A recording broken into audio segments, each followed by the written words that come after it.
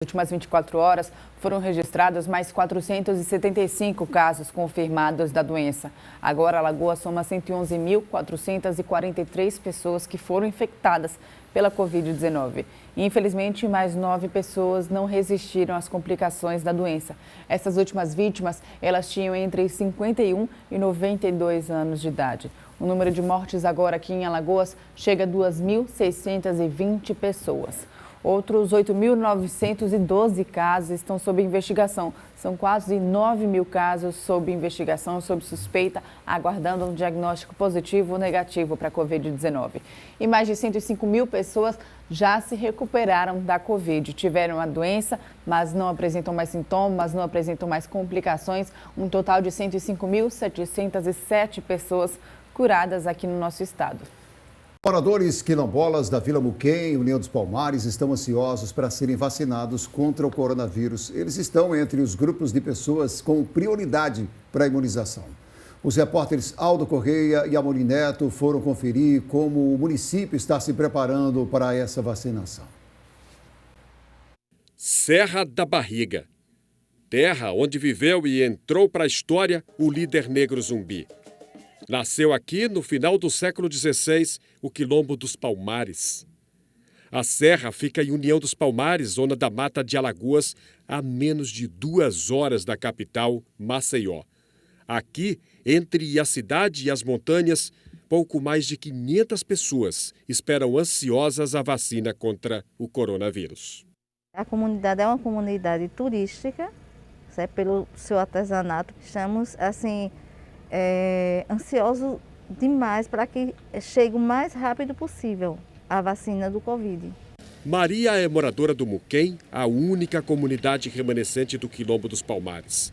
A Secretaria de Saúde prepara o plano de vacinação para atender os grupos prioritários, entre eles os povos quilombolas. O município recebeu a missão de preparar o espaço para receber as vacinas contra a Covid-19. Aqui, 2 paredes tiveram que ser destruídas para poder receber as câmeras frias que vão armazenar as vacinas.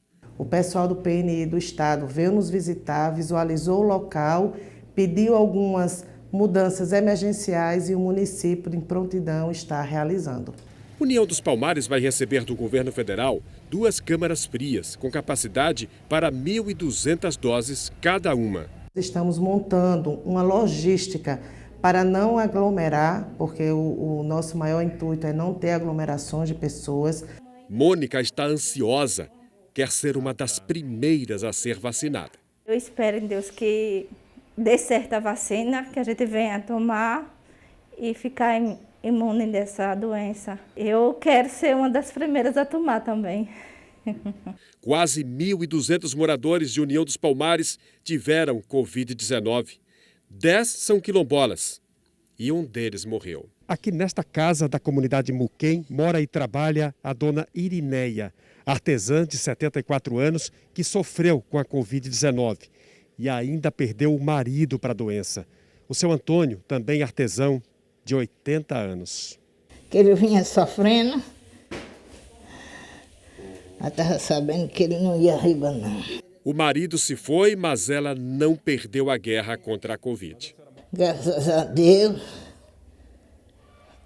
fiquei aqui contando a história e continuando o meu serviço para frente.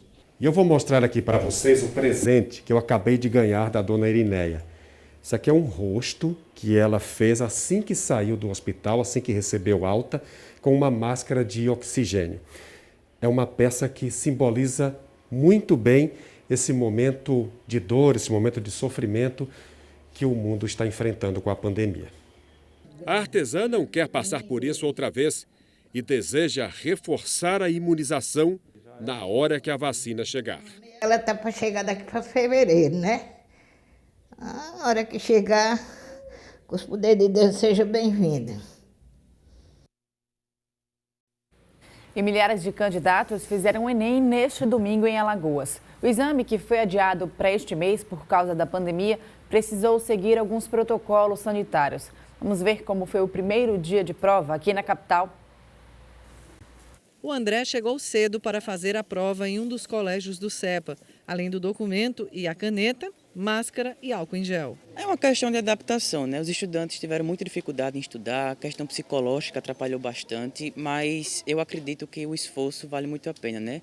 Preferência, além da proteção contra a Covid, também sentar perto das janelas, né, para a ventilação ser mais eficiente e de preferência não tirar a máscara durante a prova, né? Porque além de fazer a prova também tem que valorizar a nossa saúde, né? Aqui em Alagoas, mais de 100 mil candidatos se inscreveram para o Enem 2020, que foi adiado para este mês por causa da Covid-19. Para evitar aglomerações, a previsão era que os portões fossem abertos 30 minutos mais cedo do que anos anteriores, às 11h30. Mas na Escola Estadual Moreira e Silva, os alunos puderam entrar 15 minutos antes disso. Do lado de fora, havia marcação com fita adesiva no chão para que os candidatos pudessem manter o distanciamento na fila antes de entrar. Alguns ficaram esperando por um tempo e teve até quem deu a última olhada no assunto e quem recebeu apoio dos familiares. Além da ansiedade com a prova, a pandemia foi uma grande preocupação. Além de manter o foco, a calma, que é uma das principais coisas importantes, né? Importante trazer a máscara e a proteção adequada. Qual a expectativa para essa prova? Confiante. Espero que dê tudo certo, né? Com o texto na mão, a Clarissa disse que vir fazer a prova já foi uma superação para ela. Eu acho que só de você estar aqui fazendo já é uma superação, né? Para quem conseguiu estudar, já foi, muito bom. E proteção, né? A máscara, o álcool em gel, o texto, né? Eu sempre venho com o meu texto, não saio sem ele. No CEPA, que reúne o maior número de candidatos, com 2.170 distribuídos em 10 escolas, o movimento foi tranquilo na chegada. E só entrava nas unidades quem estivesse usando a máscara. Quem estava ansioso pôde aliviar um pouco o estresse antes da prova com a ajuda desse grupo. Trouxemos aqui uma equipe que está ali dando suporte para os jovens que vão fazer o Enem e estão nervosos. E também trouxemos essa ideia do saco de boxe para eles desestressarem. 13h, os portões foram fechados e depois de 30 minutos as provas começaram. Os candidatos tiveram 5h30 para fazer questões de linguagens, códigos, ciências humanas e a redação. A Érica aguardava a filha do lado de fora, com muita ansiedade. Nervosa, assim, foi o que eu disse para ela. Quando ela entrou, dei um abraço e desejei boa sorte. Disse a ela que ela entrasse mais rápido, não esperasse o tempo, por causa que o tempo de fechar, né? Por causa para lá ela se acalmar mais e que ela realizasse o sonho dela, né? Porque o sonho dela, sempre ela fala: mãe, eu quero sempre te dar orgulho. A maratona de provas continua no próximo domingo com 90 questões divididas entre ciências da natureza e matemática. A versão digital do Enem, para o menor número de pessoas, será nos dias 31 de janeiro e 7 de fevereiro. O uso emergencial das vacinas desenvolvidas pelo Instituto Butantan e pela Fiocruz foi aprovado ontem pela Anvisa, né? Aqui em Alagoas, os profissionais de saúde da rede pública que atuam no enfrentamento da pandemia da Covid-19 serão os primeiros a serem vacinados contra o novo coronavírus. A gente conversa com o Douglas Lopes, está aqui com a gente ao vivo. O número de doses que devem chegar a Alagoas deve chegar ainda hoje. Como é que está essa situação das vacinas, hein, Douglas? Oi, Gilvan, bom dia para você mais uma vez e para todo mundo que está na audiência do Bom Dia Alagoas, em Maceió e em todo o estado. E está louco, está ansioso demais para saber as informações sobre a hora que as vacinas chegam em Alagoas.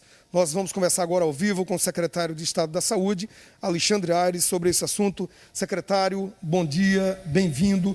Hoje é um dia especial e está todo mundo querendo saber a que horas as primeiras doses da vacina Coronavac, aprovada ontem pela Anvisa, que horas essas vacinas chegam aqui ao estado de Alagoas. Bom dia, secretário. Bom dia, Douglas, Gilvan e todos que nos assistem. É um dia de muita ansiedade, um dia realmente que vai entrar para a história do nosso estado. E a previsão dada pelo Ministério, pela logística do Ministério da Saúde, é que às 16h45 o avião pouse no aeroporto Zumbi dos Palmares, trazendo as vacinas para o povo alagoano. Realmente é um dia histórico e muito emocionante para a gente que faz a saúde e para toda a população. Quantas doses chegam? Que grupo é esse que toma essa vacina? A previsão é que o Ministério encaminhe hoje em torno de 71 mil doses. E nós iremos iniciar, de acordo com o Plano Nacional de Imunização e com o nosso plano estadual, nós iremos iniciar pelos profissionais de saúde que estão na linha de frente àqueles que estão nas UTIs, nos leitos clínicos do enfrentamento à Covid-19. São 70 mil doses e a gente quer saber o seguinte, tem que tomar a primeira vacina, tem que tomar a segunda dose depois. Então, nós vamos, inicialmente, o Estado vai atender pouco mais de 35 mil profissionais na capital e no interior de Alagoas? Isso, nós iremos garantir a segunda dose, porque de acordo com a aprovação da Anvisa ontem e a orientação do Butantan, após 14 dias após a primeira dose, o paciente, o cidadão, já precisa tomar a segunda. Então, a gente conversou com o Ministério e o Ministério soltou uma nota para todo o Brasil, não garantindo o envio da segunda dose a tempo. Então, orientou que nós reservássemos a segunda dose de todos os pacientes. Então, toma profissional de saúde, indígenas, inicialmente?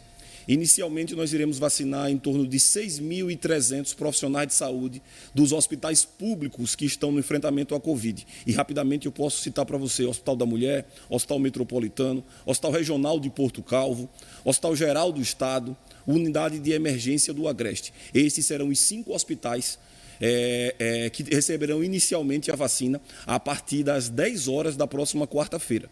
As vacinas chegam hoje, Douglas. Nós iremos, aqui onde nós estamos, aqui vocês estão acompanhando, todo o estoque de seringas da saúde de Alagoas, da saúde pública de Alagoas, e a partir daqui, a partir de amanhã, essas seringas serão, juntamente com as vacinas, distribuídas para os hospitais, para que as nossas equipes se desloquem para lá e façam o início da vacinação. Está tudo pronto, secretário, de forma planejada, tipo esses pouco mais de 6 mil profissionais nessas 5 unidades que receberão essa vacina? A Secretaria de Estado já tem os nomes. Como é que se dará essa vacina? Eles tomarão enquanto estão de plantão ou se deslocam de suas casas, vão até esse hospital onde trabalham e se imunizam? Está tudo muito organizado. Eu queria aproveitar para parabenizar o pessoal do nosso planejamento da vigilância em saúde aqui de Alagoas, que organizou toda a estrutura e os profissionais serão vacinados no próprio local de trabalho. Nós teremos equipes específicas da vigilância em saúde, daqui dessa estrutura, nos locais, realizando essa vacinação. Após os 6 mil alagoanos que trabalham nos hospitais, nós temos toda uma sequência a ser cumprida. E aí nós iremos vacinar também, é muito importante que a população tenha esse conhecimento. Iremos vacinar também os profissionais de saúde dos hospitais privados e filantrópicos. Então, você que trabalha num hospital privado ou que trabalha num hospital filantrópico, fique tranquilo que ainda essa semana o seu hospital receberá uma visita de uma equipe da Secretaria Estadual de Saúde para vacinar todos os profissionais. A gente, acompanhando suas redes sociais, também a do próprio governador do estado de Alagoas, a gente viu que o governador estava indo lá assinar o protocolo com o Ministério da Saúde de recebimento dessas vacinas. Ele viajou, inclusive, ontem, cancelou toda a agenda. Essa ida tem esse quê mesmo, para garantir logo a chegada dessa vacina? O senhor falou que chega hoje, 16 horas e 45 minutos, aqui no Aeroporto Internacional Zumbi dos Palmares. 70 mil doses, tudo certo, tudo garantido. Nós estamos aqui no depósito de seringas, chegando 48 horas depois, ou seja, na quarta-feira de manhã, pouco mais de 40 horas, essa vacina já começa a ser aplicada nesses profissionais? Douglas, o nosso governador Renan Filho foi a São Paulo e deve estar nesse momento participando de um ato com o ministro da Saúde, um ato de anúncio, um ato simbólico de anúncio do início da vacinação. A nossa ansiedade aqui em Alagoas, a minha, a do governador Renan Filho, já era de começar a nossa vacinação amanhã. As vacinas chegam hoje e amanhã a gente já tem condição de vacinar, mas o Ministério da Saúde determinou que o início da vacinação nacional só pode começar a partir das 10 horas da quarta-feira. Então, nós iremos respeitar esse prazo e horário e na quarta-feira, às 10 horas, acontecerá esse momento tão importante para a gente, para a população alagoana de uma maneira geral. Grande problema que se falou no Brasil inteiro era a compra de seringas. A Alagoas está garantida. Quantas seringas estão pedindo? Até para o Carlos Frazão mostrar para a gente agora, a gente está nesse depósito aqui. Quantas seringas hipodérmicas dessa, aqui estéreo, de uso clínico, para uso manual, estão aqui em Alagoas, justamente para essa vacina, que é tão esperada, né? A gente vive desde março do ano passado, o mundo inteiro, né, de cabeça para baixo, afetando tudo que é área. Temos seringas suficientes, secretário? Douglas, nós já somos o estado mais transparente do Brasil e agora, no quesito vacinação, também saímos na frente. E aqui vocês podem acompanhar, nós temos 1.250.000 unidades de seringas e agulhas para vacinar a nossa população. E eu queria também complementar, dizendo que ainda esse mês de janeiro, nós iremos receber outro carregamento com mais 750.000 unidades. Então, Alagoas está pronta e a vacina chegando, a gente já tem condição de iniciar. Houve uma conversa com o Ministério da Saúde, o senhor falou de 70 mil doses, inicialmente chega, vamos imunizar inicialmente 35 mil alagoanos e de forma, primeiro, os profissionais da saúde. De quando deve chegar a segunda remessa e quando chegaria? Porque eu lhe entrevistei quando vocês assinaram um protocolo de compra lá no Instituto Butantan, lhe entrevistei lá na sede da Secretaria de Estado da Saúde. O senhor falava em um número bem maior, acho que 1 milhão de doses, né, naquela época, e só chega inicialmente 70 mil. Quando as outras devem chegar? A gente sabe que não é só a prioridade de Alagoas, é de todos os estados brasileiros, é do mundo. Como é que vocês estão estudando essa história da chegada das outras doses por aqui? Aquele 1 milhão que nós citamos seria comprado pelo governo de Alagoas, se o Ministério da Saúde continuasse insistindo em não aceitar a vacina do Butantan. Graças a Deus, o Ministério da Saúde aprovou a vacina, a Anvisa aprovou e o Ministério decidiu comprar esses 6 milhões de imunizantes que já estão no Brasil. São exatamente esses que serão distribuídos a partir de hoje. Então, Alagoas continua como prioridade no Butantan para adquirir, mas hoje toda a produção está voltada para o Ministério da Saúde. Então, nenhum estado vai ter produção, vai ter condição de comprar a produção diretamente do Butantan. Mas Alagoas está lá, sim, na lista de prioridades. A nossa ideia é que, a partir do final de fevereiro, começo de março, o Ministério tenha condição de enviar novos lotes de imunizantes para Alagoas. Vamos só recapitulando, porque tem muita gente com dúvida, nos assistindo, chegando agora e querendo saber a história dos hospitais em que esses profissionais trabalham, que receberão essas primeiras doses. A vacina chega hoje e só na quarta. Oficialmente, você falou, 10 horas da manhã, o primeiro alagoano deve ser vacinado, que trabalha em hospitais. E para o outro grupo de também profissionais de saúde, porque não basta ser só profissional da saúde, inicialmente, para tomar essa vacina, não é, secretário?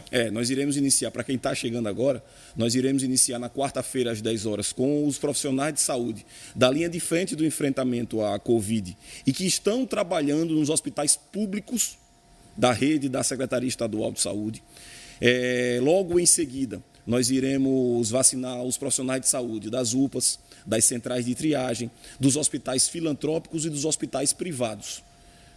E depois, isso são atos contínuos, nós iremos... Isso dá 6 mil pessoas que você falou. 6 mil pessoas só nos hospitais públicos, somente nos hospitais públicos. E aí nós temos mais 3 mil pessoas trabalhando nos hospitais privados e filantrópicos. Nós temos mais 2 mil pessoas trabalhando em UPAs e centrais de triagem. Tem data para essa Até sexta-feira. Até sexta-feira nós queremos finalizar essa primeira etapa dos profissionais de saúde. E aí, no máximo sexta-feira, eu quero tentar fazer isso até antes, nós iremos iniciar a distribuição para os municípios. Então, os municípios alagoanos passarão a receber esses imunizantes com as seringas. Todos os 102 municípios receberão seringas, agulhas e imunizantes para vacinarem os seus profissionais de saúde. Logística de transportes, caminhões já estão prontos, preparados, como é que vai ser? Vocês vão levar até o município ou o secretário de saúde de cada município vem a Maceió, aqui, de onde a gente fala ao vivo, a sede do Programa Nacional de Imunização, e pega a quantidade de vacina para o seu município? E como cada município vai receber essa vacina? Que quantidade é essa? É de forma proporcional também? Douglas, vou responder a primeira pergunta da logística. Essa logística é novidade para a gente, que não lida com isso no dia a dia. O nosso pessoal aqui já está acostumado a fazer vacinação de influenza, de sarampo, e tem toda uma logística. Cada município alagoano já conta com um profissional capacitado para essa organização. E nós iremos continuar, hoje iniciamos novamente uma outra capacitação. Mas em relação ao quantitativo, esse quantitativo ele é pré-determinado de acordo com a quantidade de profissionais de saúde que cada município tem. Eu posso te antecipar que Maceió tem 42 mil profissionais de saúde. A gente não vai conseguir imunizar todo mundo com esse primeiro lote. mas iremos distribuir até sexta-feira, como eu acabei de dizer, para que o município de Maceió, já conversei com o secretário de Saúde de Maceió, tenho uma reunião com ele hoje, inclusive, para que a gente possa priorizar os profissionais de saúde que trabalham na capital e que estejam na linha de frente do enfrentamento à Covid. E a senhora da logística, é o secretário que vem buscar ou a Secretaria de Estado da Saúde que entrega lá em cada ponto de vacinação nos municípios? Nós temos regionais e distribuímos para essas regionais. Nós estamos, até a sexta-feira ou o próximo sábado, nós iremos entregar à sociedade a nova rede de armazenamento de Arapiraca. Então, a primeira macro fica aqui, a segunda macro fica com Arapiraca. Os municípios pegam nas centrais. Tem uma parceria da Secretaria de Estado da Saúde com a Secretaria de Segurança Pública para garantir esse transporte, segurança de onde essas vacinas ficarão? Como é que está essa história? Muito importante essa pergunta, porque eu queria agradecer às forças de segurança. Hoje, no trajeto até aqui, onde nós estamos, quem fará todo o escoltamento é a Polícia Rodoviária Federal e a Polícia Federal. A partir das 4h45 da tarde, com a chegada dos imunizantes até aqui, o nosso depósito. Aqui, quem fará a segurança é a Polícia Militar do Estado de Alagoas. E o deslocamento será garantido também pela Secretaria de Segurança para que a gente possa proteger os nossos profissionais e os imunizantes que nesse momento são tão importantes para continuarmos salvando vidas em Alagoas. Secretário, enquanto a gente conversa agora, tem mais de 2.000 alagoanos que perderam, né, parentes, né, perderam o amor da sua vida, alguém perdeu o pai, a mãe, o tio, o primo. E a gente fica assim emocionado porque chega uma vacina que vai salvar vidas, né? O que representa esse dia para nós alagoanos? Olha, Douglas, eu vejo a sua emoção e queria confessar para você aqui que essa noite eu não dormi.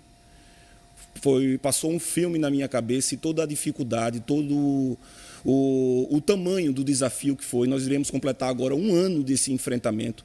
Vidas foram perdidas, famílias destruídas, com muita dificuldade, e essa ansiedade para esse momento realmente é um sonho. É um sonho que eu, enquanto secretário estadual de saúde, e cada alagoano está vivendo. E esse 18 de janeiro de 2021 vai ficar marcado, sim, na memória de todos, e nós iremos, com certeza, viver dias melhores a partir da chegada dessa vacina. Então, secretário, muito obrigado, bom dia, bom trabalho, que a gente consiga rapidamente aí essa vacina para o maior número de alagoanos possível, para a gente vencer e enfrentar de vez esse vírus tão cruel e tão devastador. Muito obrigado. Eu que agradeço e queria só rapidamente pedir que a população continue se protegendo, continue usando máscara, continue evitando a aglomeração, porque a chegada da vacina ela não pode ser um salvo-conduto. Nós precisamos continuar nos protegendo e contando com esse compromisso da população. Eu tenho certeza que Alagoas vai ficar cada dia mais forte e a gente vai sair desse momento. Muito obrigado, então. Bom dia, secretário. Bom trabalho. Gilvan Sofia, é isso. A vacina chega hoje, oficialmente, como o secretário falou, 16h45 no Aeroporto Internacional Zumbi dos Palmares. Pouco mais de 70 mil doses e pouco mais de 35 mil alagoanos, profissionais da saúde que estão na linha de frente, receberão essa dose inicial. E o secretário falou bem, a gente tem que continuar usando máscara, fazendo a nossa parte, cuidando um do outro, enquanto a gente não tem acesso a essa tão sonhada e desejada vacina. Gilvan, Sofia, segue o bom dia. Segue o bom dia, Douglas. Agora uma última pergunta, Douglas. São muitas as perguntas nas redes sociais e principalmente no WhatsApp, perguntando qual é o cronograma. É claro que vai depender da chegada dessas vacinas, mas existe um cronograma, por exemplo, os idosos. São muitas as perguntas em relação aos idosos. Existe esse cronograma já determinado? Eu vou voltar aqui para o secretário para a gente fazer essa pergunta. Secretário, muitos idosos mandando mensagem, ligando para a TV, querendo saber, porque inicialmente seriam profissionais de saúde, indígenas e idosos acima de 75 anos. Já tem um cronograma pré-estabelecido? A gente está de volta porque está chovendo ligação lá na TV sobre isso. Olha, o quantitativo que vai chegar hoje não será suficiente para a gente iniciar a vacinação dos idosos. Nós iremos vacinar os idosos, foi muito boa essa intervenção. Para a gente detalhar um pouco, nós iremos vacinar os idosos que estão nos asilos, que estão institucionalizados, como a gente chama. Esses aí serão vacinados de imediato com uma cota desse quantitativo. Mas a orientação do Ministério é que os idosos acima de 75 anos vão aguardar a chegada do segundo lote. Então não é para agora? Não é para agora. Tá ok, então. Gilvan, Sofia, com vocês. Obrigado, Douglas. Chegou a hora das nossas fotos, a foto que você mandou pelo 994030740, um momento belezura aqui, né? O Adeilton mandou a primeira foto aqui de Rio Largo, do aeroporto. Muito obrigado, viu, Adeilton? Soraya Bezerra, de Cruz das Almas, também participa aqui do Bom Dia Alagoas, mandando esse registro logo cedo pra gente. João Lopes, de Satuba. Olha a foto do João Lopes aí, de Satuba. Obrigado, João. Paulo André, de Porto de Pedras. Bonita foto, linda. A foto agora é da Célia Arouxa, do Farol. Marília Bandeira, da Barra de São Miguel, mandou esse registro também pra gente. Olha só que bela imagem. Muito legal. O Alexandre, de Paula Lima, Lagoa do Roteiro. Olha a lagoa aí, as escuras, né? 4 e pouco da manhã, pode ter certeza, antes das 5. Eli, da Serraria, mandou essa foto pra gente também. O Marcos Roberto, de Traipu. Olha a foto do Marcos Roberto aí. Obrigado, Marcos Roberto. Traipu, o Rio, o Chico lá ao fundo, olha só. Muito legal.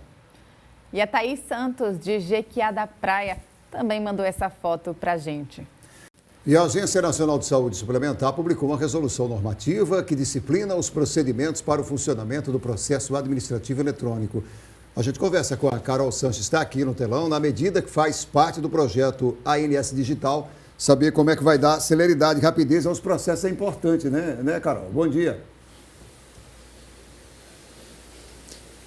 Bom dia, Gilvan. Pois é, além dessa rapidez, né, que ele vai proporcionar, ele também vai trazer uma economia e, claro, uma maior transparência para esses processos, tanto para as agências, para as operadoras, como também para o usuário. A gente vai conversar agora com o presidente da Comissão de Direito Médico e de Saúde da OAB, o advogado Juliano Pessoa. Bom dia. Doutor, quem é que vai poder fazer esse cadastro? Tem que fazer agora ou quem vai poder deixar para depois? Bom dia. Bom dia a todos que nos assistem. Olha só, na realidade não há, nesse momento, a obrigatoriedade do consumidor, especialmente, fazer o cadastro nesse sistema. Por hora, as pessoas que são obrigadas, que mais vão interagir com esse sistema, são os representantes das operadoras e os fornecedores que, de alguma forma, contratam com a Agência Nacional de Saúde Suplementar. Para o consumidor, o que ele vai ter de benefício, de início, será um acesso maior à informação, né? Então, hoje, esses processos tramitam de forma física na agência e a sociedade como um todo não tem qualquer informação a esse respeito. Então, a partir de então, a sociedade como um todo poderá acessar informações, fazer pesquisas, inclusive de temas específicos, né, que tenham ligação com algum interesse seu, e ele poderá ter acesso, caso o processo esteja público, ele terá acesso inclusive a documentos que constam lá. Agora, logicamente, para ter acesso a esse tipo de pesquisa, o consumidor precisará também, como qualquer outro usuário, fazer um cadastro inicial para acessar o sistema. E como é que faz esse cadastro? No próprio site da ANS, ans.gov.br, né, tem um bannerzinho que fala desse processo eletrônico e aí tem um link direto que o próprio usuário pode clicar e fazer o seu cadastro como qualquer outro usuário externo e terá acesso. A operadora ela terá um portal específico para ela e o usuário terá um portal distinto. Mas o grande detalhe é isso, como nós falamos, o acesso maior à informação, porque muitas vezes algumas denúncias que chegam à agência, no desenrolar, elas se transformam no processo administrativo em face daquela operadora. E a sociedade não tem qualquer acesso a essa informação, né? Então ficará muito mais transparente essa visualização desses procedimentos para que a sociedade como um todo possa monitorar e também fiscalizar isso enquanto consumidor, enquanto beneficiário de plano de saúde. Benefícios que vêm, né, dessa exigência também de cada vez mais a tecnologia estiver no nosso dia a dia, né? Então vai trazer também uma economia, né? A relação também de processo, de papéis, vai se economizar também. Exatamente, é importante você trazer essa informação, até porque a gente faz um adendo aqui. A partir da vigência dessa norma, né, dessa resolução, que se dará com 90 dias depois da sua publicação, que aconteceu no último dia 31 de dezembro, todos os processos obrigatoriamente administrativos tramitarão somente pela via digital, junto à agência. Isso faz parte de um projeto que eles chamam de ANS Digital. Então, a ideia é, de fato, economizar recursos, trazer maior transparência, maior celeridade, né, porque aquelas pessoas que estão vinculadas, são partes ali naquele processo administrativo, ela recebe automaticamente as movimentações, recebe notificação via e-mail, então, ou seja, ele acompanha com muito mais facilidade o que está acontecendo e o que é do seu interesse. Além disso, acho que é importante a gente trazer informação aqui para o consumidor que aquelas ferramentas que ele utiliza normalmente, que muitas vezes ele é orientado, o Disque ANS, entrar no site da ANS e ir lá no campo de reclamação contra a sua operadora, tudo isso permanece ativo e já é digital, né? Então o consumidor não precisa ter qualquer tipo de pressa nesse sentido. É provável que, de repente, no futuro, caso a plataforma se desenvolva bem, a ANS, de repente, migre todos os procedimentos para essa única plataforma. Isso poderá acontecer, mas lá na frente. Por hora, o consumidor não tem essa obrigatoriedade, ele permanece utilizando as ferramentas que ele já conhece e, mais para frente, se houver algum tipo de alteração, certamente a ANS passará essa informação para toda a sociedade e aí o consumidor, sim, nesse momento, pode fazer o seu cadastro. Com essa questão agora digital, com mais transparência, as pessoas vão poder fazer uma espécie de consulta, saber sobre como a operadora está atuando, se tem muito processo, qualquer pessoa vai poder verificar isso? Qualquer cidadão, só que antes da consulta, vale lembrar que ele precisa fazer o cadastro nesse sistema, nesta plataforma. Mas vale ressaltar também assim, que existem alguns critérios, né, em relação à publicidade desses processos. Então, tem processos que serão classificados como públicos, como restrito e como sigiloso. Isso vai depender de cada caso concreto, porque a gente vale enfatizar aqui também que nós temos hoje uma legislação específica que trata sobre a proteção de dados, né? E quando a gente está tratando de saúde, de informações muitas vezes de cunho sexual de determinado paciente ou de cunho mesmo da saúde dele, né, de forma íntima, isso precisa ser tratado com muito cuidado porque são dados classificados pela Lei de Proteção de Dados como sensíveis. Então, naturalmente, se houver algum tipo de informação desse sentido, esse documento não ficará público para que toda a sociedade tenha acesso. Por outro lado, outras informações que não sejam estas, né, de fórum mais íntimo, qualquer cidadão poderá, assim, se cadastrando no sistema, pesquisar um tema específico, né, e olhar se a sua operadora de repente responde a algum processo administrativo relacionado a essa temática e também visualizar documentos, inclusive, desde que ele esteja cadastrado no sistema. Isso é bem interessante, né, para que a sociedade possa desenvolver esse hábito ainda mais de acompanhar de perto esses temas, né, que muitas vezes o envolvem diretamente. Tem esse período de 90 dias, mas a partir de quanto já se pode fazer esse cadastro ou tem que se esperar esses 3 meses? Ótimo. O cadastro já tá valendo. Então, assim, aquele consumidor que tenha curiosidade, né, que mexe mais com essas ferramentas, ele já pode acessar o site da ANS, clicar no link e fazer o seu cadastro. E aí ele já pode movimentar essa plataforma para ele se ambientando, digamos assim, dentro desse contexto. Mas a vigência, de fato, né, a publicação foi dia 31 de dezembro, 90 dias após já estará valendo e só será por essa via. Mas até lá o consumidor pode sim brincar um pouquinho, vamos dizer assim, com essa ferramenta para ele ir se ambientando e ver como é que utiliza na prática. Muito obrigada pelas informações. Sempre muito importante, né, que a tecnologia ela acaba trazendo essas facilidades, mas também essa transparência que é tão bom, né, para o consumidor e para as operadoras também. Verdade, Carol. Muito obrigado, Carol. Bom dia. Daqui a pouco a gente volta a conversar. De um projeto muito legal, uma exposição está estimulando a criação de uma série de peças sustentáveis feita com reaproveitamento das cascas do sururu. A gente conversa com Douglas Lopes aqui, importante também gerando renda, né, Douglas? Claro, Gilvan, renda, expectativa de uma vida melhor para milhares de mulheres marisqueiras que dependem do sururu. A casca que ia para o lixo se transforma, olha só, obras aqui espetaculares. Carlos, vem um pouquinho. Ó, mostra aqui na frente aqui agora. Olha só que quadro lindo aqui, ó. Licença aqui para a gente desse outro lado. Opa, o negócio vai para cá. Protótipo do vaso samburá, aqui, olha só, tudo isso com casca de sururu. Quem teve a ideia, quem teve essa sacada, foi o empresário Manuel da Silva, que a gente conversa agora. Manuel, bom dia, bem-vindo. Sururu Criativo, esse é o nome da mostra. Isso mesmo, bom dia, Douglas, bom dia a todos. Olha, essa mostra começou sexta-feira e vai ficar até o dia 28 aqui no Parque Shopping.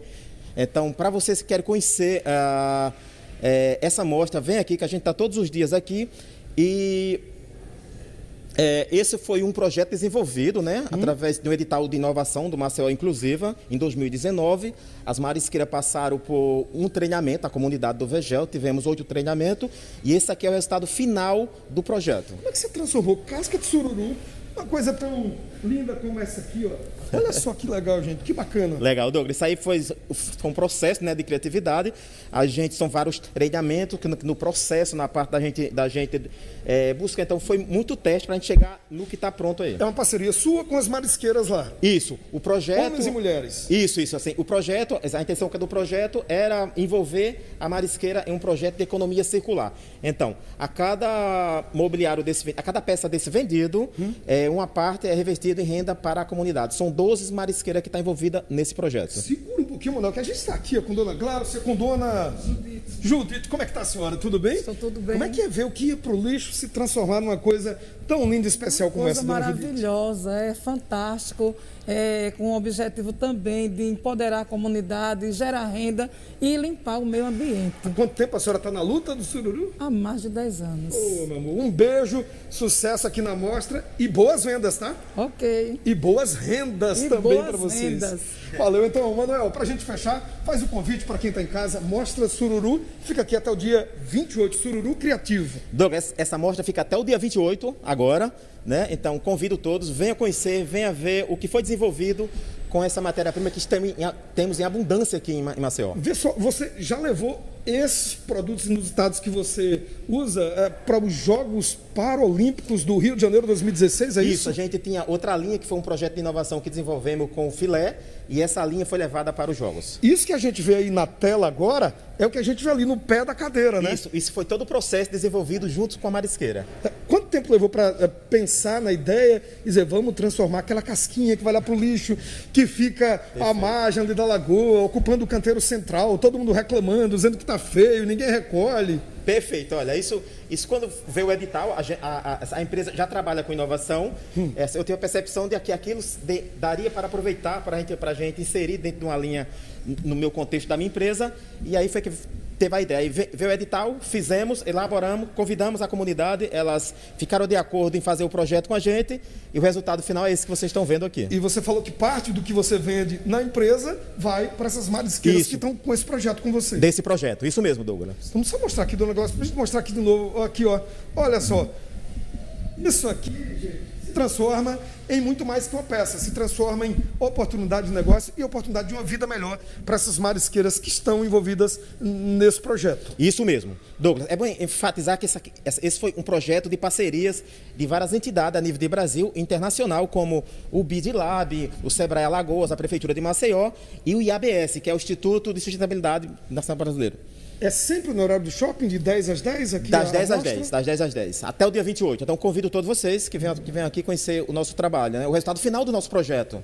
E que continua. Que continua, claro. Depois disso aqui continua, porque a intenção é vender, pegar as encomendas e, claro, fomentar a renda dentro da comunidade com as mulheres. Bom para você e bom também para as mulheres que estão envolvidas aí, as marisqueiras. Bom para ambas as partes. Valeu, então, ó. Gente, obrigado. Mais que nunca, esse nome aqui, ó, não está aqui à toa. Sururu Criativo. Imagina casca de sururu. Nessa mostra, sururu criativo se transformar, é isso aqui, ó. Gilvan, Sofia, segue o bom dia. Olha só que coisa linda aí na tela da TV Gazeta. Esse pé, gente, ó, é casca de sururu.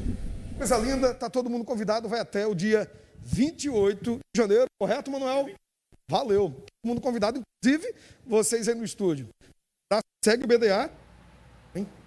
Obrigado, Douglas. Boa, muito bom. Gerando renda e muito criativo. Muito legal, né? Valeu. Olha, e amanhã desse domingo, né? Amanhã desse domingo foi marcada pela cavalgada do Senhor Bom Jesus do Bonfim, em Viçosa, que fica a 110 quilômetros de Maceió. O percurso que reuniu pessoas de várias gerações seguiu todas as medidas de proteção ao coronavírus. Com muita música, cavaleiros e amazonas tomaram as ruas de Viçosa em mais uma cavalgada em homenagem ao santo padroeiro da cidade. Essa é a quinta cavalgada feita aqui em Viçosa em homenagem ao Senhor Bom Jesus do Bonfim e sempre é realizada uma semana antes do início dos festejos do padroeiro. A cavalgada é, como podemos assim dizer, a uma abertura da festa, quando a festa em si, a novena, começa no próximo sábado. Todas as noites temos a celebração da novena e no dia 2 de fevereiro, com o encerramento da festa, quando também não teremos a procissão, mas teremos uma carreata em honra do Bom Jesus do Bonfim, no dia 2 de fevereiro. Este ano, por causa da pandemia, antes da cavalgada, não teve o tradicional café da manhã na paróquia de Nosso Senhor do Bonfim. Além da bota e do chapéu de couro, todos os participantes ganharam mais um item de proteção, as máscaras, medidas de segurança para evitar a disseminação do coronavírus. Tiramos o café, a celebração, todos os momentos onde aglomerava muita gente, para poder assim a gente melhor, seguindo o protocolo, né, todos da vigilância sanitária, todos de máscara, para que assim a gente possa proteger-se e também proteger os outros que conosco irão cavalgar nesta manhã. A cavalgada durou aproximadamente 1h30. Participaram pessoas de todas as idades, todos dispostos a agradecer pelas bênçãos alcançadas. Ele já me fez muitas bênçãos, muitas graças alcançadas, porque o Senhor Jesus é o padroeiro da nossa cidade de Viçosa. Então, se ele é o padroeiro, não é só de Viçosa, é do mundo inteiro. Devoção que é passada de geração a geração. Olha só o Pedro todo estiloso acompanhando o tio que é vaqueiro. Tem que manter essa tradição com os pequenininhos também para começar a crescer a grande cavalgada aqui do padroeiro de Viçosa. Com certeza. E ele sempre participa, vocês sempre trazem ele? Participa sempre. Já é o 3º ano que ele participa. Ele gosta? Gosta. Aí é apaixonado por cavalo e pela cavalgada da Viçosa. Quem não tinha cavalo foi de moto mesmo. O importante era demonstrar a fé ao Senhor Bom Jesus do Bonfim. Às vezes não tem cavalo, mas aí, com a moto mesmo a gente consegue participar, né, da festa. Né? O importante é não deixar de vir, né? O importante não é deixar de vir, é ser feliz, né? Participar da festa, porque vaquejadas, cavalgadas sempre são coisa boa, né? Então a gente tem que estar sempre participando. Mesmo a cavalo, se não tiver cavalo de moto, né? Mas a gente se torna ser feliz do mesmo jeito. É gratidão que está no coração de todos. E além disso, fé e esperança por um ano melhor. O brasileiro tem muita fé nos nossos deuses. E penso eu, e creio eu, que com a fé que nós temos no nosso padroeiro, essa pandemia logo irá passar e nós vamos poder se abraçar e desejamos que nossos familiares aqui o melhor possível, de um abraço fraterno, de um beijo, de tudo do bom e do melhor. Amém, né? E com a chegada do Pix, a vida de muita gente ficou mais fácil, né? E a dos bandidos também. Aqueles que aplicam os famosos golpes do WhatsApp agora têm como resultado de seus crimes a agilidade que o Pix disponibiliza de ter o dinheiro na conta assim, rapidinho. E é sobre isso que a gente vai conversar agora ao vivo com a Carolina Sanches no telão, que vai trazer informações para a gente sobre os direitos do consumidor nesse sentido, se caso ele caia em um golpe como esse. A possibilidade do golpe, infelizmente, está aí, né, Carol? Existe. Pois é, junto com essa facilidade que o Pix trouxe, vem também essa ação de criminosos que aproveitam disso para aplicar golpes. E o WhatsApp tem sido um grande problema com relação a isso. A gente vai conversar com a advogada Andréa Feitosa, que vai falar sobre esses golpes e também dar algumas dicas para que a pessoa não caia em nenhum deles, né? Bom dia, Andréa, tudo bom? Bom dia, Carol. Bom dia, telespectadores. Nessa segunda-feira, iniciozinho de semana. Pois é, o Pix foi criado para facilitar a vida dos consumidores, do cidadão, já que é uma ferramenta onde o cidadão consegue fazer a transferência de uma forma muito rápida e sem o pagamento de nenhuma taxa. Mas, infelizmente, está sendo usada agora por quadrilhas, né, por pessoas, por marginais que se utilizam do WhatsApp para realizar golpes, aplicar golpes na praça. Qual é um exemplo assim, dessa utilização pelo WhatsApp? O WhatsApp realmente tem sido um grande problema com relação ao Pix? Pois é, Carol, e os telespectadores, vocês que estão nos ouvindo, é muito importante quando, no momento de registro do WhatsApp, seja feita a autenticação em 2 fatores. Alguns aparelhos pedem, inclusive, a autenticação facial.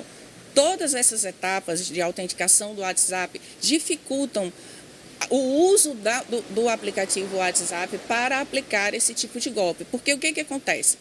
O usuário do WhatsApp, ele não deve clicar em links suspeitos, em sites suspeitos. Se alguém ligar dizendo que é funcionário do banco, pedindo dados, não fornecer dados. Então, cuidados devem ser adotados no dia a dia para que se evite golpes como esses. E o que fazer quando cai em um golpe? O banco, ele devolve o dinheiro? Como as pessoas podem fazer para entrar em contato com o banco primeiro? Então, cada caso deve ser analisado. Se a pessoa, por exemplo, eu recebo uma mensagem do WhatsApp de um amigo, com foto, etc., me pedindo para que faça uma transferência via Pix.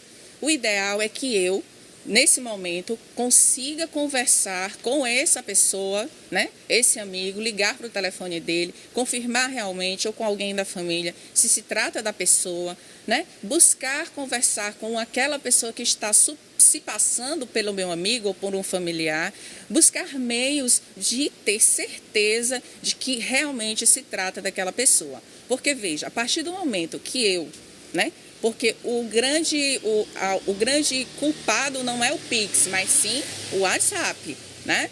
A partir do momento que eu forneço, né, as informações ali por meio do WhatsApp, o banco, de certa forma, o Banco Central não é o culpado. Eu estou agindo, né? Eu estou fornecendo os dados. Você que fez a transferência também. Eu fiz a transferência, o banco não teve nenhum envolvimento nesse sentido, né? Então pode ocorrer que o magistrado, que em uma decisão, né, em um processo judicial, haja, né, o reconhecimento de culpa exclusiva da vítima, né? E nesses casos fica um pouco difícil, mas cada caso é analisado. Mas tem como, pelo menos, entrar em contato para tentar que seja cancelada essa transação ou não?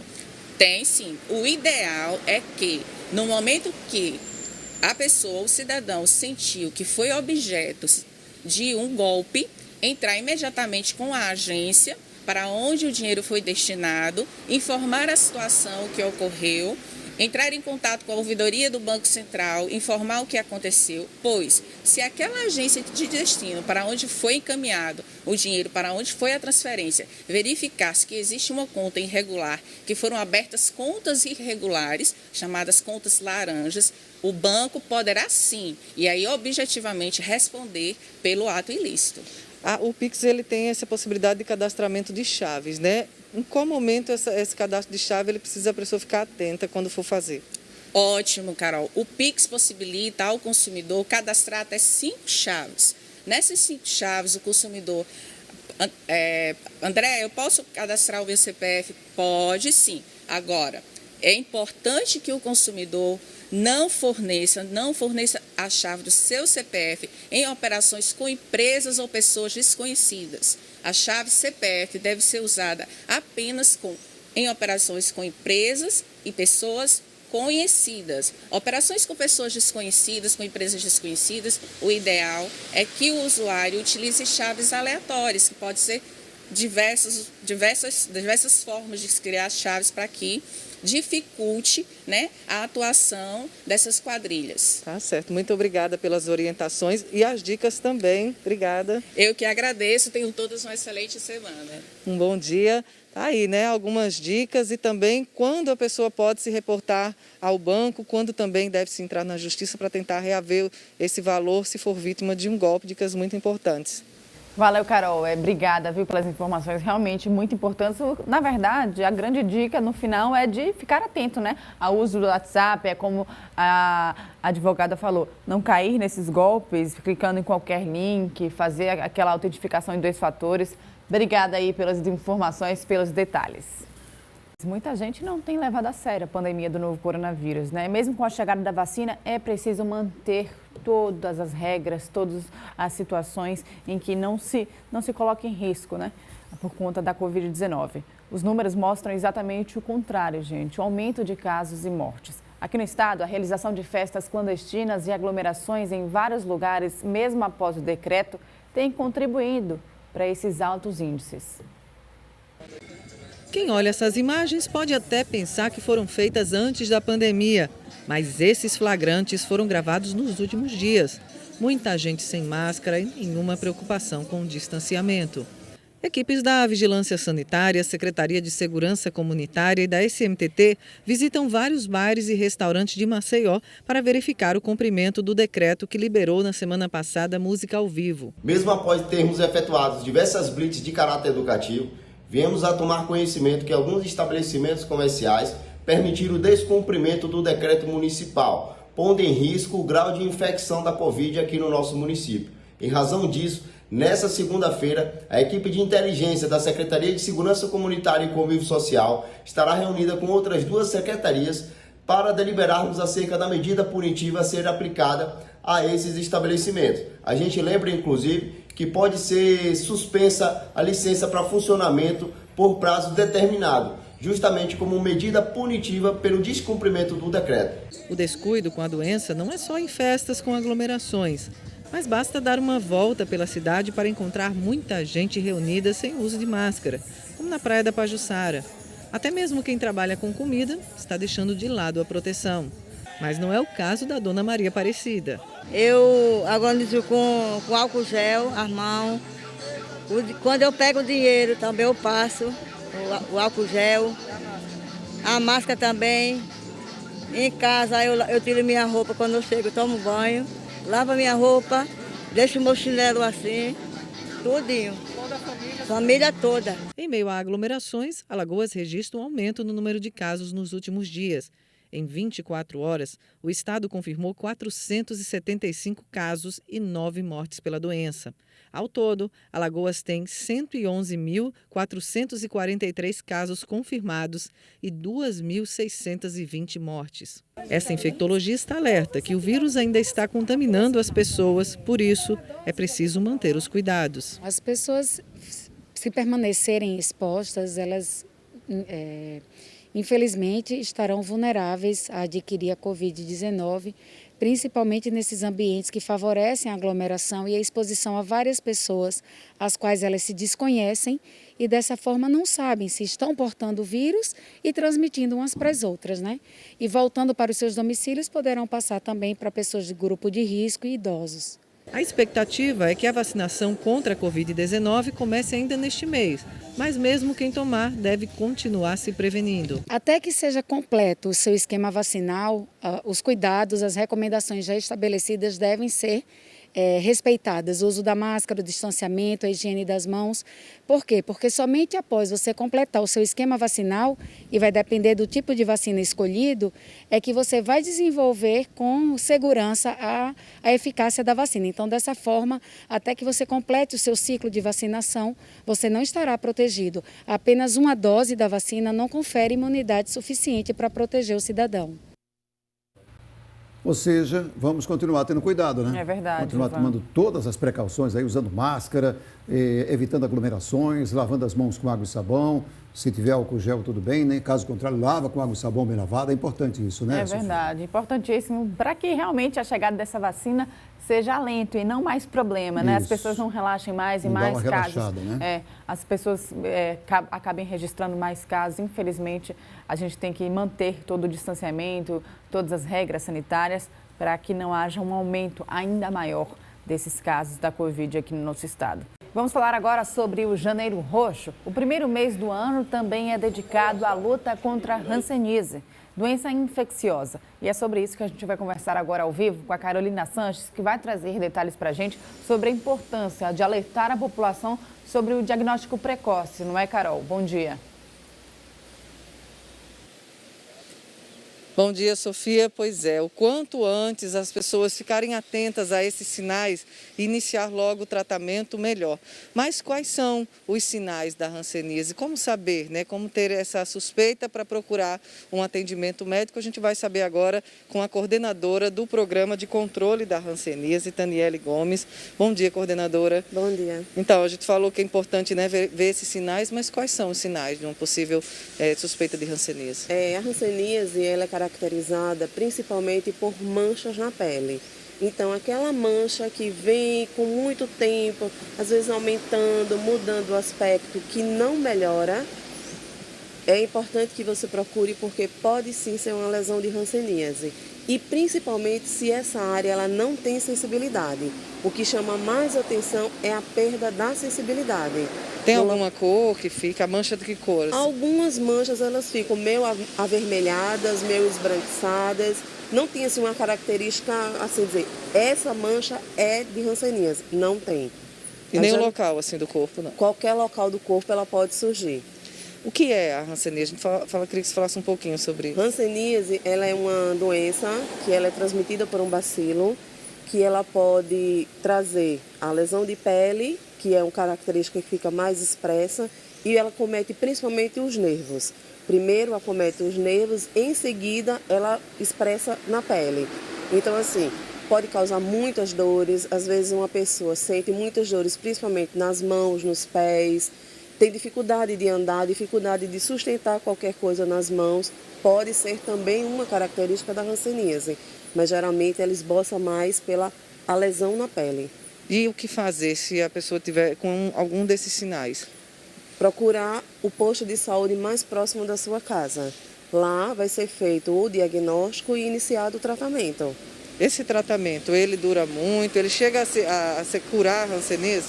Cura. A hanseníase é uma doença que tem cura, sim. O tratamento ele é bem longo, porque ele pode durar 6 meses, 1 ano, podendo chegar até a 24 meses para se tratar. Ainda existe muito preconceito com relação à hanseníase? Tem, principalmente do paciente, que fica aquelas manchas que geralmente o paciente demora muito a ter o diagnóstico, então vai ficando aquelas lesões feias, vai mudando a face, porque a face fica muito infiltrada. Aí a pessoa se acha estranha e a própria pessoa já fica mais reclusa, ou então ela vai buscar atendimento distante da sua casa para que as pessoas não tenham conhecimento que ela está com hanseníase. Mas ela tem sim muito estigma, sim. Muito Por isso que é preconceito. importante esses tipos de campanha, né, como o Janeiro Roxo, para até conscientizar as pessoas, né, que não aconteça. Sim. Inclusive, a campanha ela traz como slogan hanseníase conhecer para não discriminar. Então, quanto mais você sabe da doença, mais você vê que ela é uma doença. É transmissível? É. Mas não é porque eu estou doente que estou conversando com você que você vai se contaminar e amanhã ou daqui a 2, 3 dias você vai ter sintomas também. Não. Para uma pessoa transmitir a hanseníase, ela tem que ter uma forma multibacilar, que é a forma mais grave, que o tratamento ele dura em média 12 meses, não está sendo tratada e você tem que conviver com uma pessoa que é multibacilar e sem tratamento. Você vai ter contato, vamos dizer, 1 mês, 2 meses, 3 meses.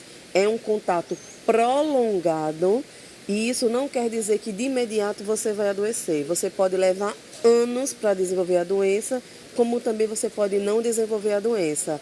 É cada organismo que reage de uma forma, que responde de uma forma ao contato com o bacilo. Então, nem todo mundo adoece por hanseníase. E nesse mês vocês estão com várias atividades, inclusive gratuitas, né, que as pessoas podem participar. Isso, desde o dia 7 de janeiro que nós iniciamos webinários e nós estamos abordando diversos temas relacionados à hanseníase. Diagnóstico e tratamento, reações hansênicas, prevenção de incapacidades, grupos de autocuidado e um módulo que nós vamos trazer sobre a vigilância epidemiológica. Quem pode participar? Está aberto a todo mundo? Toda a população.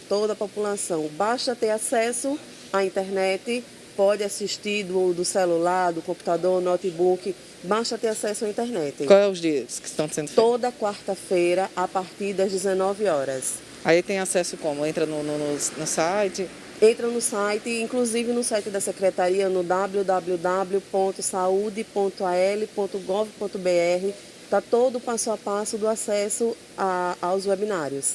Então tá aí o convite também, né? Quem quiser entender mais, Com certeza. Quiser tirar um pouco desse preconceito entendendo a doença, né? Isso, exatamente. É o conhecer para não discriminar mesmo. Tá certo, muito obrigada pelas informações. A gente deixando, né, esse finalzinho da entrevista com esse convite, né? Conhecer, muito importante e principal, não ter preconceito, né? E ficar atento aos sinais. Carol, obrigada pelas informações. Conhecer para não discriminar.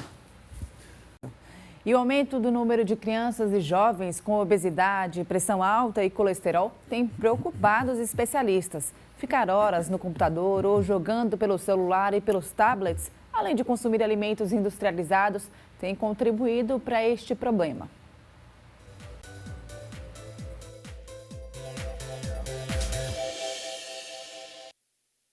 Passar horas assistindo TV e jogando no celular ou no tablet é o que o Marcos mais gosta de fazer.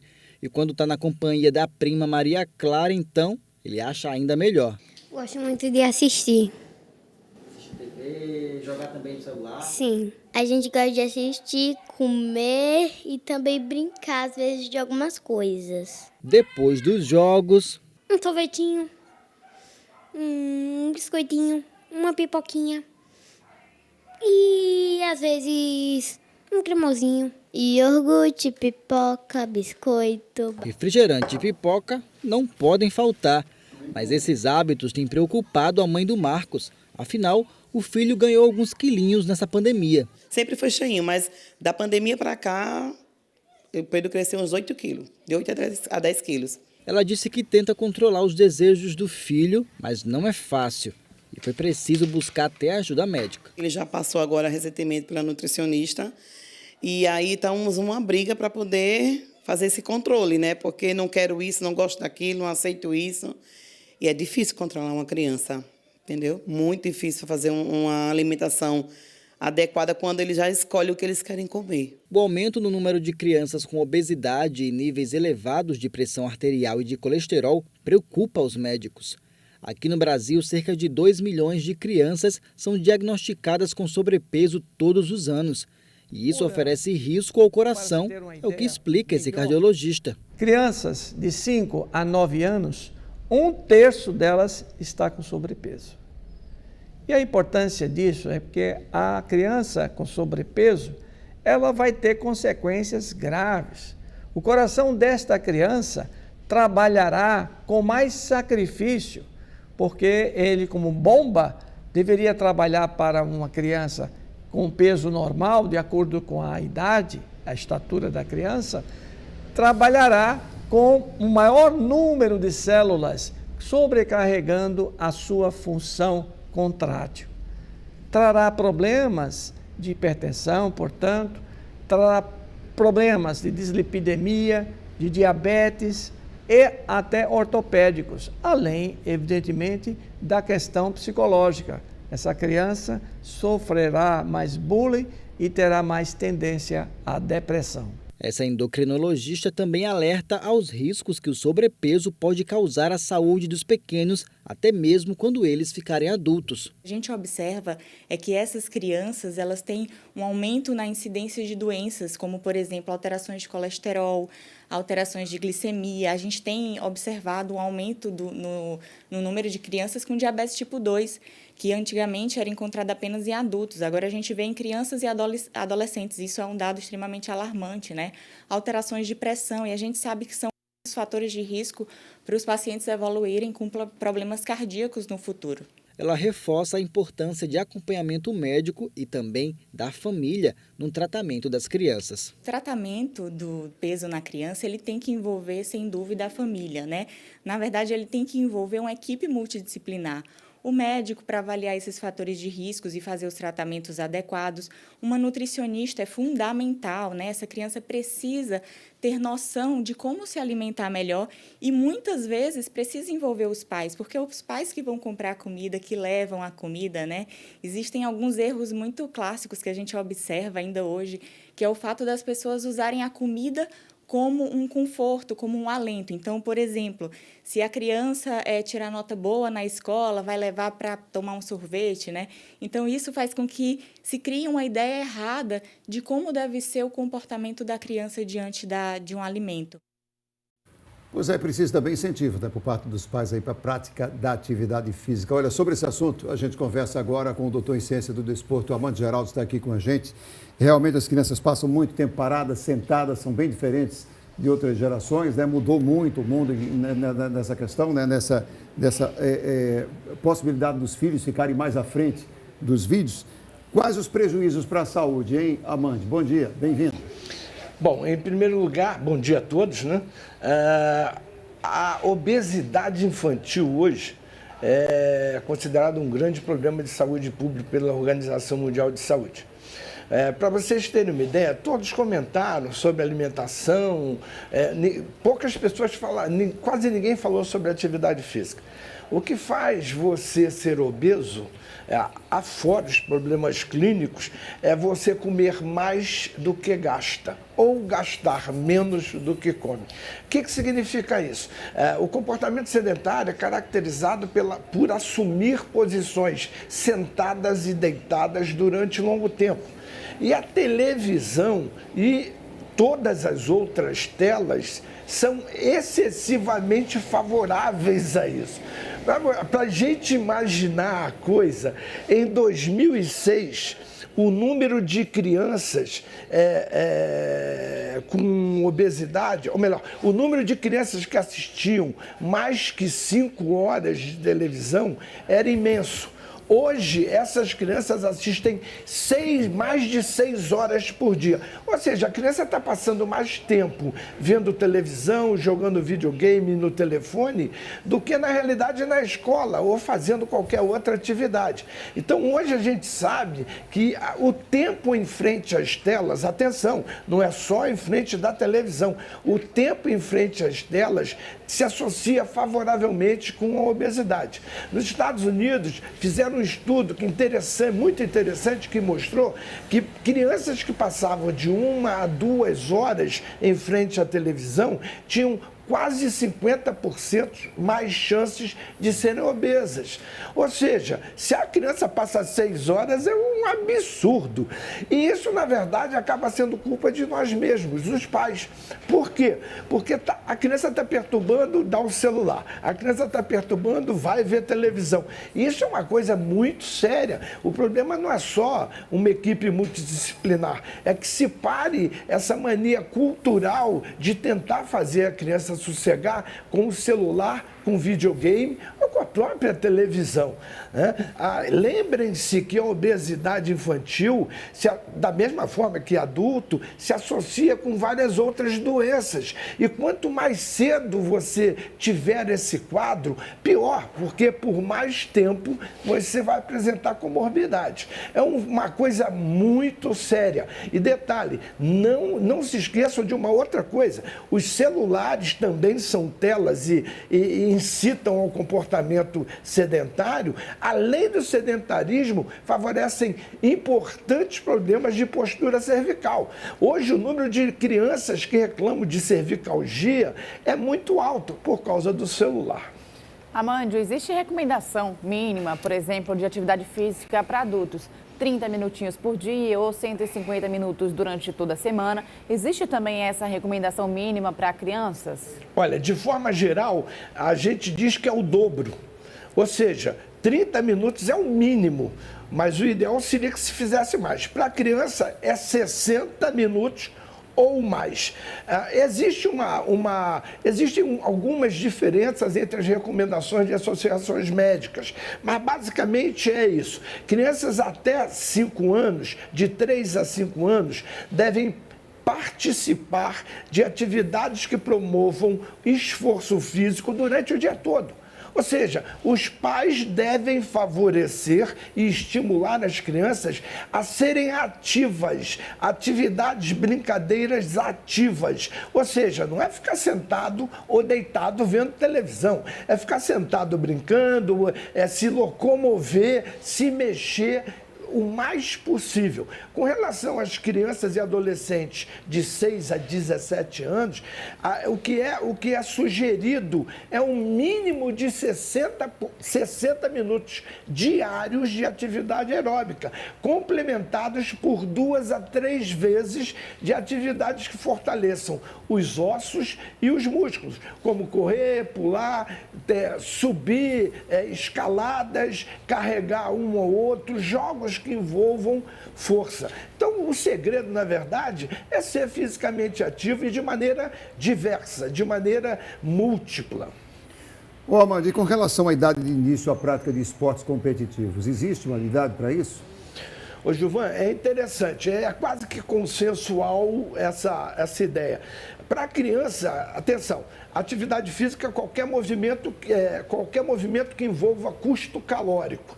Esporte são movimentos que têm regras reconhecidas internacionalmente e sejam atendidas. E exercício é atividade física realizada de maneira sistemática. Então, olha só, para fazer esporte e exercício, a criança tem que ter um certo nível de maturidade física e mental. Ela tem que entender as regras, ela tem que entender os cuidados, ela tem que ser disciplinada.